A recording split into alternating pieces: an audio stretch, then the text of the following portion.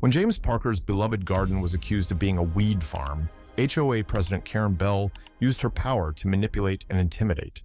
But James fought back, uncovering shocking truths and rallying his neighbors. "You won't believe how justice finally prevailed in this unforgettable battle." James Parker woke up to the crisp morning air of suburban Colorado, his backyard gleaming under the soft rays of the autumn sun. The scent of rosemary and blooming roses filled the air, a bittersweet reminder of his late wife, whose love for gardening had inspired this little sanctuary.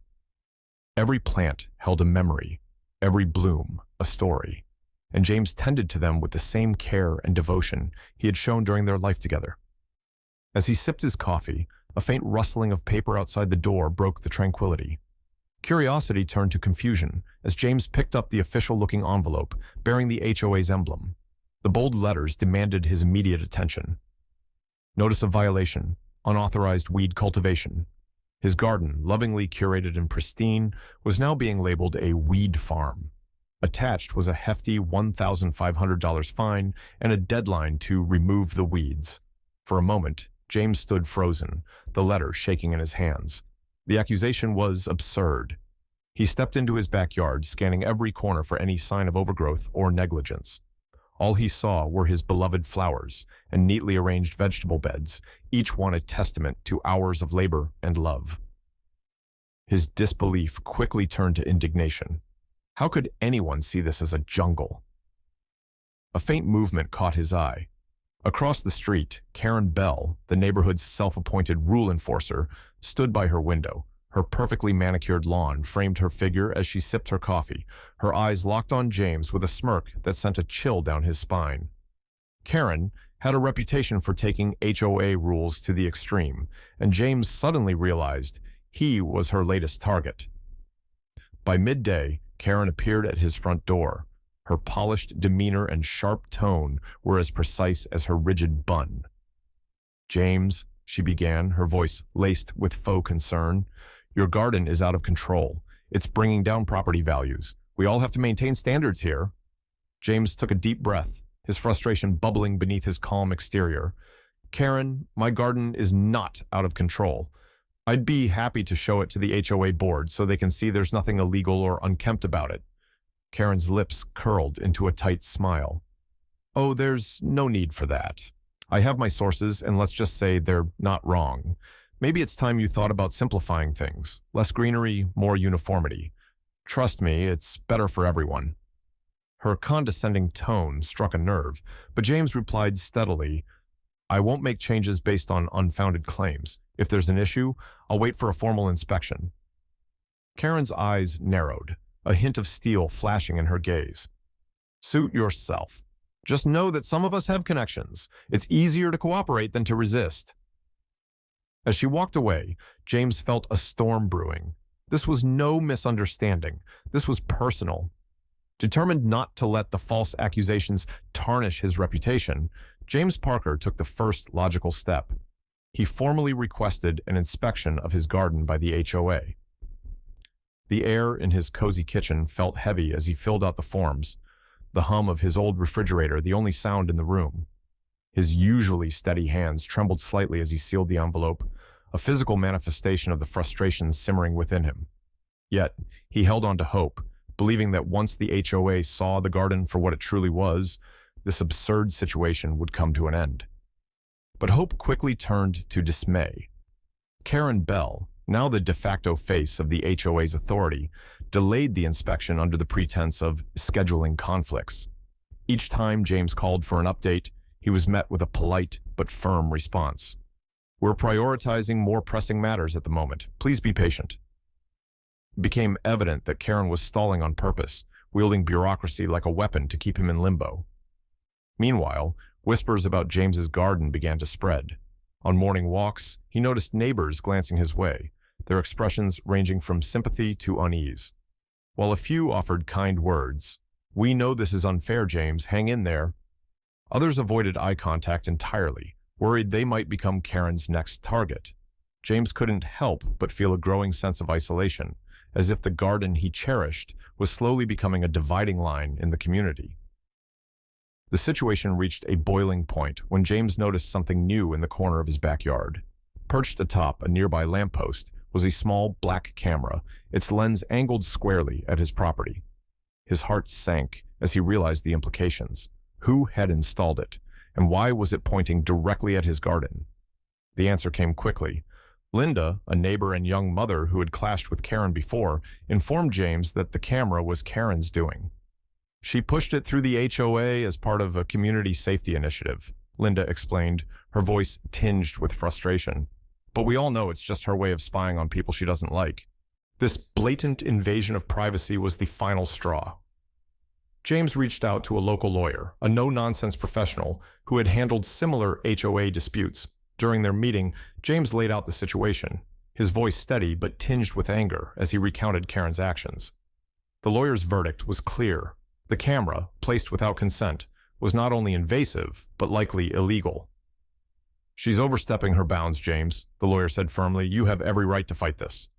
Karen, however, was far from finished. Within days, James received another notice, this time claiming his garden violated HOA aesthetic standards. The language was vague, but the message was clear: comply or face escalating fines.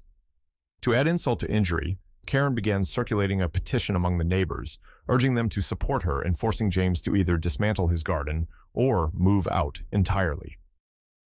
The weight of it all pressed heavily on James. Even as he sought solace among the blooms and greenery that had once brought him peace, the garden now felt tainted by conflict. Yet, beneath the pressure, a quiet resolve began to grow. This wasn't just about his backyard. It was about standing up to injustice, no matter how overwhelming it seemed. As he sat on his porch that evening, watching the sun set over the horizon, James knew one thing: he would not back down. James Parker knew he couldn't rely on patience or quiet resilience anymore. If Karen Bell had turned his peaceful garden into her battleground, he would fight back on his terms. His first step was meticulous preparation. Every letter from the HOA, every fine, every passive-aggressive interaction with Karen, James began documenting it all. His modest study, once filled with gardening books and seed catalogs, transformed into a makeshift war room, papers and notes neatly spread out on the desk.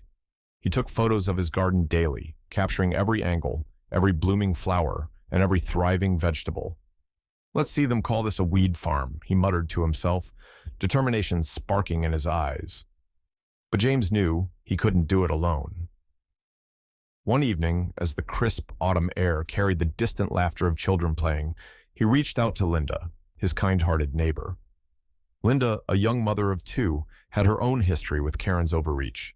A few years ago, Karen had blocked her attempt to install a small playset for her kids, citing neighborhood uniformity. The memory still stung, and when James explained his situation, Linda didn't hesitate to help. Over cups of steaming tea at James's kitchen table, Linda shared her experiences, her frustration matching his own. "Karen thrives on making people feel isolated," she said, "but she's not invincible. You're not the only one who's fed up." That conversation sparked a plan, and Linda introduced James to someone who could tip the scales, a local journalist named Rachel. Rachel was known for exposing injustices, big or small. When James shared his story, her eyes lit up with interest. "HOA corruption is more common than people think," she said, flipping open her notepad. "Let's dig into their records. If Karen's as reckless as you say, there's bound to be something we can use."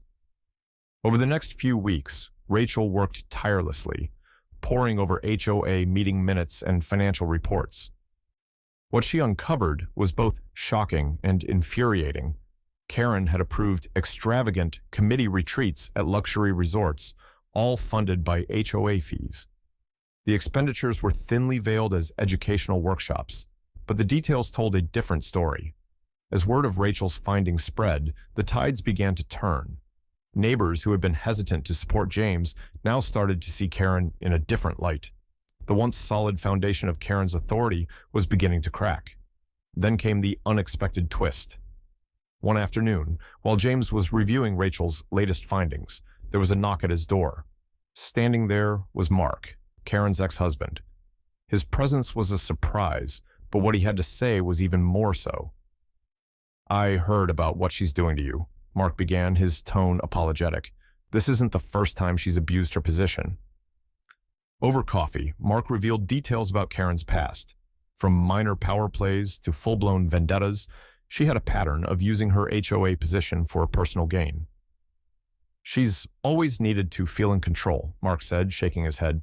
But this time, it sounds like she's gone too far. Mark's insights added a new layer to James's case. With Rachel's evidence and Mark's testimony, James finally felt like he had the tools to challenge Karen effectively. As he sat back that evening, a quiet sense of hope settled over him. The fight wasn't over, but for the first time, it felt winnable. The HOA meeting room buzzed with tension as James Parker entered, his shoulders straight and his expression calm. He carried a folder brimming with evidence, his preparation clear in every step he took. The usual hum of casual conversation was replaced with whispers, neighbors exchanging glances, unsure of what the evening might hold. Karen Bell, seated at the front, exuded her typical air of authority, though a flicker of unease crossed her face as she noticed the larger-than-usual turnout. James stood at the podium, holding up photos of his garden. "This is the so-called weed farm you've all heard about," he began, his voice steady. The images showed vibrant roses, neat rows of vegetables, and perfectly maintained greenery. A few neighbors murmured in surprise, nodding at the undeniable beauty of his backyard. Karen interrupted sharply. "Photos don't tell the full story. Violations can be hidden." Her tone was firm, but her words landed flat against the backdrop of the vibrant images. James didn't falter. "Let's talk about things that are hidden," he replied, motioning to Rachel, the journalist. Stepping forward, she held up a report. "I've reviewed HOA financial records," Rachel began. "Tens of thousands of dollars have been spent on so-called committee retreats, lavish trips to resorts with no documented benefit to the community." Gasps rippled through the room, neighbors exchanging shocked glances. Karen's composure cracked. "This is slander," she snapped. "These accusations are baseless and inappropriate." James held firm. "Baseless? Let's hear from someone who knows you best." He motioned to Mark, Karen's ex-husband. His voice was quiet, but clear. "Karen's always been determined, but sometimes that's crossed into using HOA power for personal gain. This isn't the first time." Karen shot to her feet, her voice rising. "He's biased. You can't believe him." But the room had already turned. A neighbor stood. "Karen," he said, his voice carrying across the room, "you've accused James of a messy yard, but have you seen your own lawn? It's overgrown and full of weeds. That's the real irony." The crowd chuckled, the tension breaking. Karen's protests fell on deaf ears as the HOA voted unanimously to remove her as president. The camera in James's backyard was ordered dismantled, his fines dismissed, and Karen was fined for her own violations. As James walked home that night, the cool air carried a sense of peace. His garden stood, as it always had, a place of love, care, and now, victory. In the weeks that followed Karen Bell's removal, the neighborhood underwent a quiet but noticeable transformation. It was as if a weight had been lifted. The once tense atmosphere gave way to a newfound sense of camaraderie. James Parker's garden, once the subject of scrutiny and false accusations, now became a symbol of resilience and community. Neighbors who had kept their distance began to stop by, admiring the roses and herbs that thrived under James's care. The garden seemed more vibrant than ever, as though it, too, celebrated the victory. James took great pride in his small triumph. Every morning, as the first rays of sunlight filtered through the trees, he would step into his backyard, the cool soil under his hands reminding him why he had fought so hard. The garden had never been just plants. It was a connection to his late wife, a place where memories bloomed alongside the flowers. And now, it was also a testament to standing up for what's right. One crisp morning, as James watered the roses that lined the path to his porch, he heard soft footsteps behind him. Turning, he saw his neighbor Linda holding a small, neatly wrapped package. Her smile was warm, her presence a reminder of the allies who had stood with him during the ordeal. "We all wanted to give you this," she said, handing over the package. James unwrapped it carefully, revealing a polished wooden plaque. The words carved into it brought a lump to his throat. James Parker, Defender of Gardens and Justice. For a moment, James was speechless. He glanced at Linda, then at the neighbors gathering by the fence, their expressions full of gratitude and respect. "Thank you," he finally managed, his voice thick with emotion. "This means more than I can say." That evening, as the sun dipped below the horizon, James sat on his porch, the plaque resting on the table beside him. The faint hum of crickets filled the air, and the scent of blooming roses wrapped around him like a comforting embrace. It was a moment of peace, hard-won and deeply cherished. The victory wasn't loud or flashy, but it resonated in every corner of the neighborhood. Karen's departure marked the end of an era of fear and control, and her actions served as a cautionary tale. The HOA adopted new measures to ensure transparency, and neighbors began to trust one another again. For James, the journey had been about more than protecting his garden. It was about showing that even the smallest battles matter, that standing up against injustice can inspire others to do the same. As he looked out over his flourishing garden, he knew that the seeds of change he had sown would continue to grow, just like the roses that now stood proudly in full bloom.